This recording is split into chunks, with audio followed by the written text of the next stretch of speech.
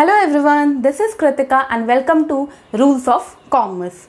Last class था हमारा chapter 2 का थ्योरी बेस ऑफ अकाउंटिंग हम पढ़ रहे थे। उसमें मैंने कुछ बेसिक अकाउंटिंग कॉन्सेप्ट्स आपके साथ डील किया था और मैंने आपको 4 कॉन्सेप्ट बताया था। मनी मेजरमेंट कॉन्सेप्ट क्या होता है, बिजनेस एंटिटी कॉन्सेप्ट क्या होता है, अकाउंटिंग पीरियड कॉन्सेप्ट क्या होता है और हमारा गोइंग कंसर्न कॉन्सेप्ट क्या होता है। अगर आपने ये वीडियो नहीं देखा है तो आप जाकर वीडियो देख सकते हैं, मैंने प्लेलिस्ट बना दिया है, आप 1 बाय 1 वीडियो देख सकते हैं। वो था हमारा चैप्टर 2 लेक्चर 1। आज का है हमारा चैप्टर 2 का लेक्चर 2। चैप्टर 2 के लेक्चर 2 में मैं आपको फिर से बताने वाली हूँ कि कुछ और अकाउंटिंग कॉन्सेप्ट्स से वो क्या है। तो आज हम डील करेंगे कॉस्ट कॉन्सेप्ट्स के साथ।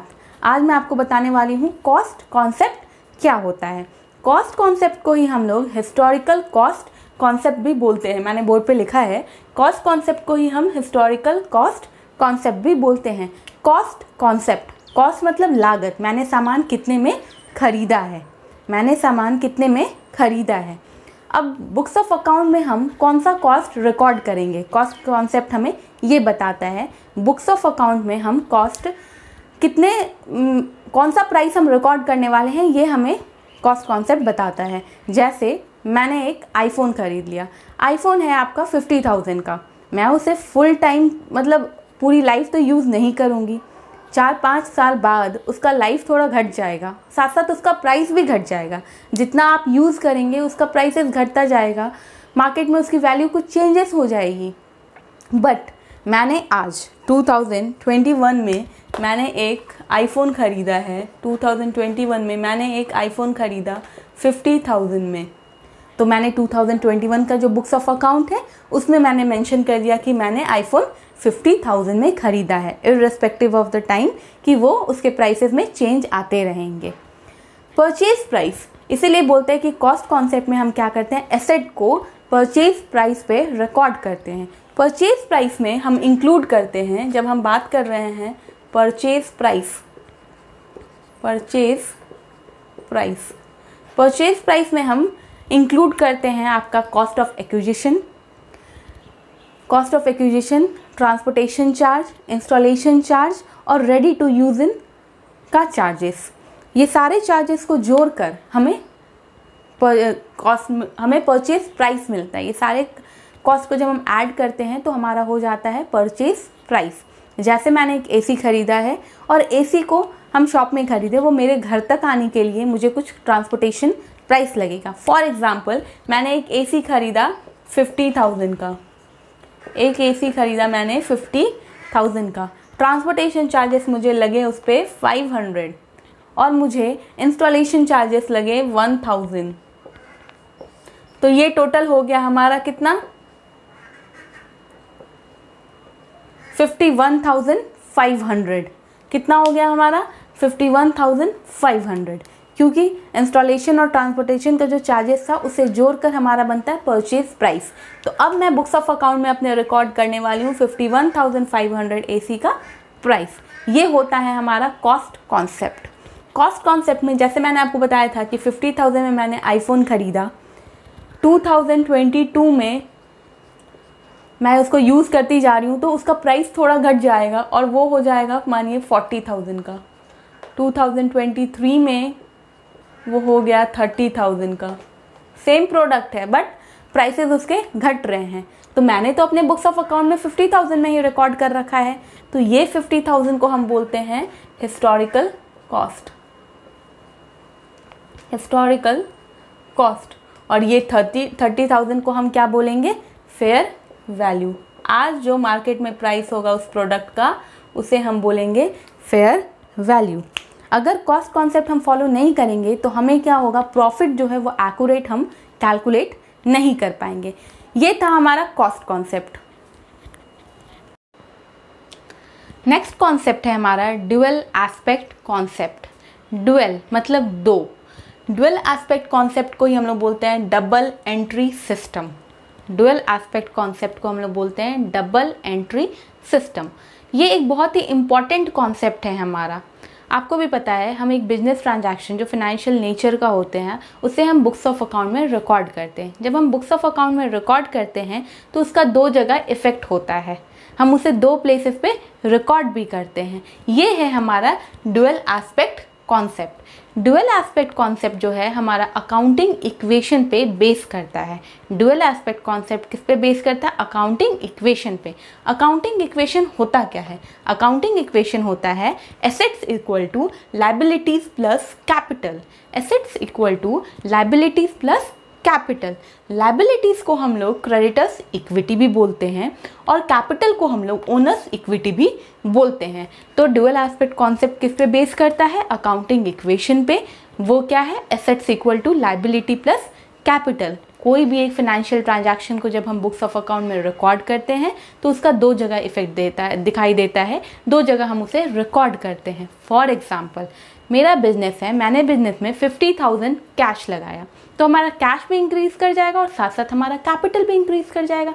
तो हमें दो जगह इफेक्ट दिख रहा है, कैश भी इंक्रीज कर गया और कैपिटल भी इंक्रीज कर गया, हमें दो जगह इफेक्ट दिखा। तो ये है हमारा ड्यूअल एस्पेक्ट कॉन्सेप्ट। इसे ही हम बोलते हैं double entry system.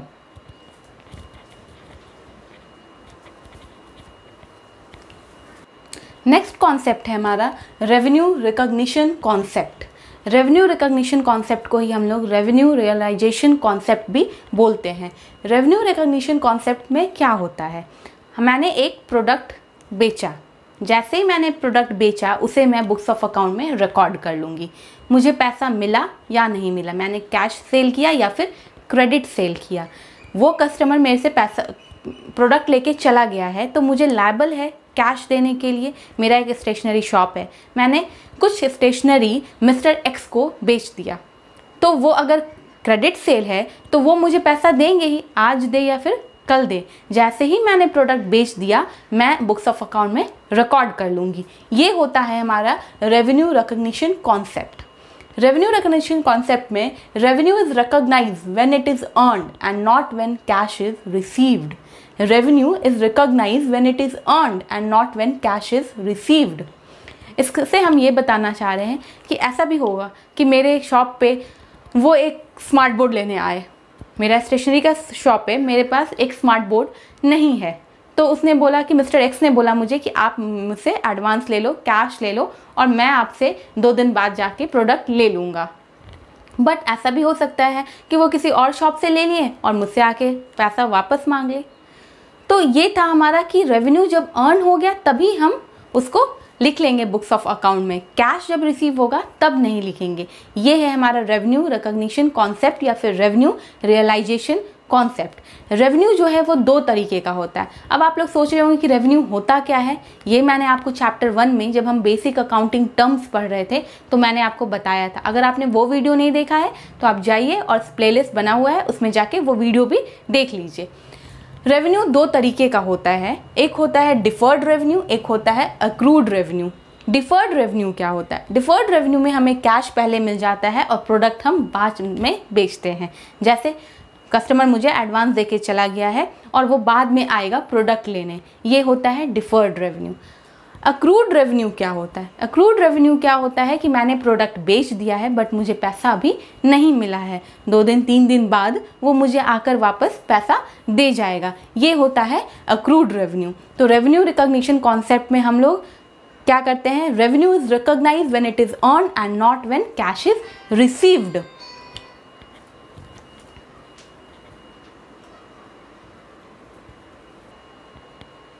Next concept है हमारा मैचिंग कॉन्सेप्ट।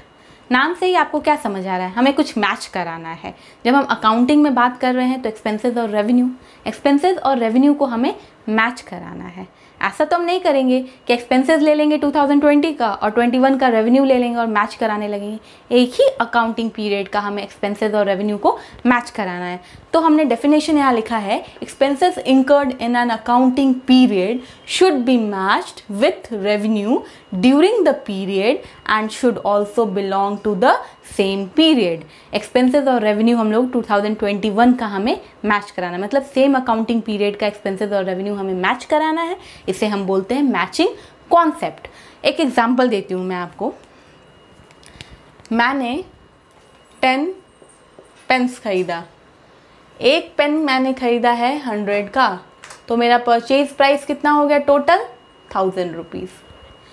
सिमिलरली मैंने क्या किया, 5 पेन्स को मैंने एट द रेट ऑफ 150, मतलब एक पेन को मैंने 150 का बेचा है, तो मेरा सेलिंग प्राइस टोटल कितना हुआ, सेलिंग प्राइस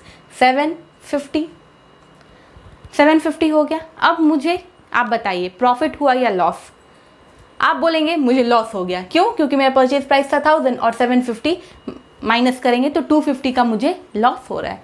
आप बोल रहे हैं कि मुझे 250 का लॉस हो गया, ये है बिल्कुल गलत।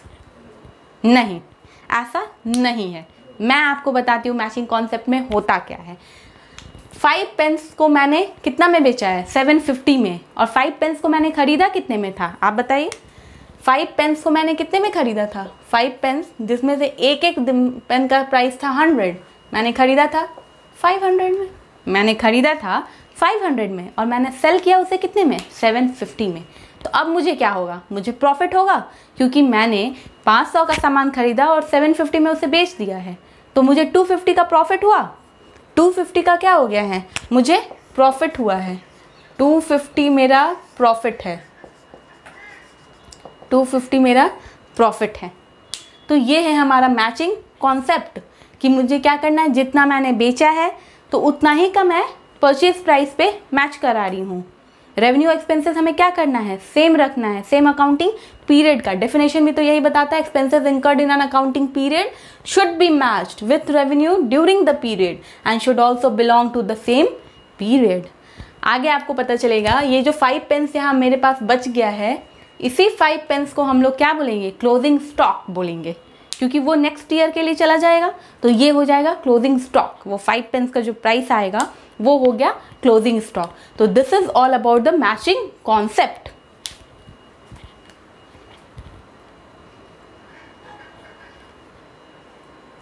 नेक्स्ट टॉपिक है हमारा full disclosure concept. Next concept हम पढ़ने वाले हैं फुल डिस्क्लोजर कॉन्सेप्ट।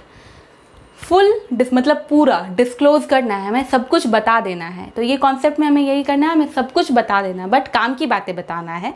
तो हमारा अकाउंटिंग में होता क्या है, जितने भी फाइनेंशियल ट्रांजैक्शन होते हैं उस पर्टिकुलर पीरियड का हम बुक्स ऑफ अकाउंट में रिकॉर्ड कर लेते हैं। क्यों रिकॉर्ड करते हैं, क्योंकि हम लास्ट में फाइनेंशियल स्टेटमेंट बनाते हैं। फाइनेंशियल स्टेटमेंट भी क्यों बनाते हैं, क्योंकि हमें फाइनेंशियल पोजीशन जानना होता है, और फाइनेंशियल पोजीशन किसको हेल्प करता है, हमारे इंटरनल और एक्सटर्नल यूजर्स को हेल्प करता है। इसी से तो पता चलता है कंपनी कितनी अच्छी है। तो फुल डिस्क्लोजर कॉन्सेप्ट यही बोलता है कि आपको अपने सारे फाइनेंशियल ट्रांजैक्शंस को बुक्स ऑफ अकाउंट में रिकॉर्ड कर लेना है, सो दैट बिजनेस का फाइनेंशियल पोजीशन हमें समझ आ जाए। तो ये था हमारा full disclosure concept and this is all for today. तो बाय बाय बच्चों, keep learning, keep hustling and don't forget to hit the bell notification icon to get the latest update. And please like करो, share करो and subscribe भी करो and let the family grow. Bye bye.